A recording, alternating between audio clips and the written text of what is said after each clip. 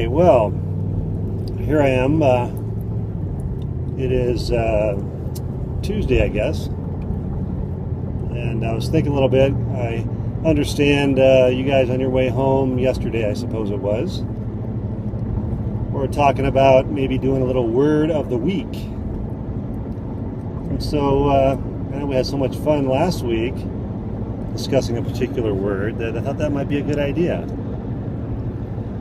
So I've come up with at least 3 words that might make good words for the week. So let's try this for maybe 3 weeks and we'll see how that goes, if you guys are up for it. So of course you know that last week we had a word for the week.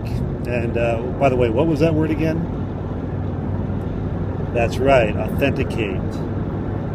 And of course, last week, well, what does that word mean, authenticate? What would you say is the definition of that word? That is correct. To show or to prove that something is real is to authenticate something. And of course, that was really on my mind a lot last week because last week was Holy Week, as you know, and the week of Easter, where we celebrate the resurrection of Jesus.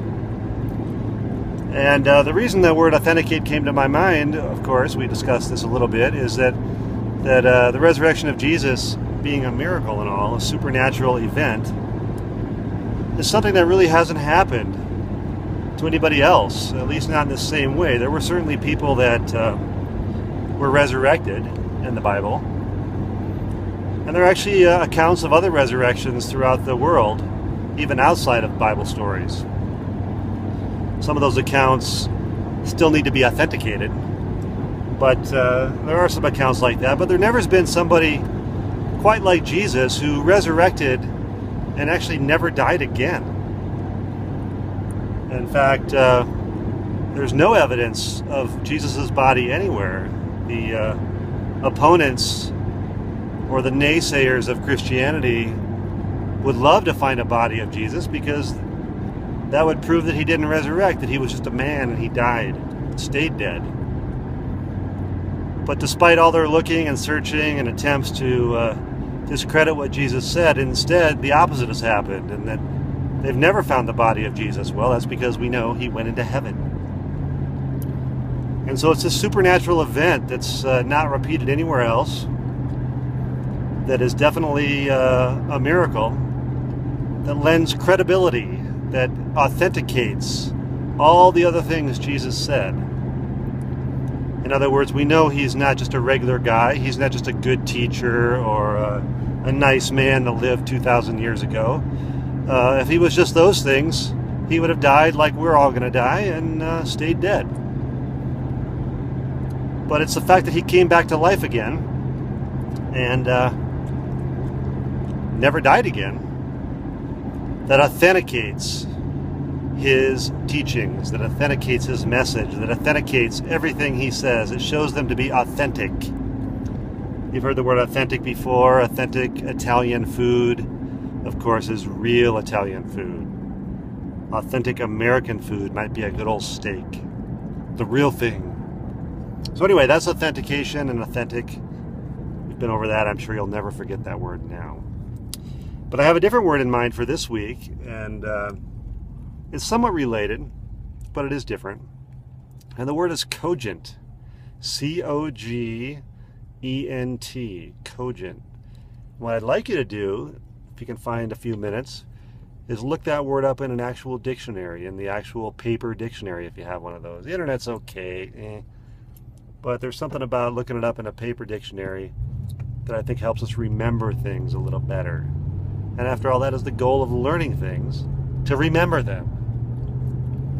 So anyway, cogent. What does cogent mean? Cogent essentially means something that is clear and easy for the mind to understand. It's an explanation of something that is relevant or pertinent, something that is actually the kind of explanation you want to get when somebody explains something to you. So, for example, if your math teacher is trying to explain to you how to add or subtract fractions, definitely prefer them to give you a cogent explanation of how to do that. An explanation that's clear, that's relevant, that's easy for a regular person to understand. Of course, one that's pertinent to the topic. If they're going to try to explain to you how to do fractions, but instead they tell you how to make a pizza, that is not a cogent explanation. It is not relevant. It does not apply to the topic that's trying to be described. If your dad would like you to mow the grass and you don't know how to start the mower, but he tells you how to start the car, that is not a cogent explanation. That is not relevant to starting the mower. Another example might be if your teacher is trying to explain to you what happens when water boils, where all those bubbles come from, and he or she explains it in such a way that is unintelligible, or in such a way that makes absolutely no sense, that would not be a cogent explanation.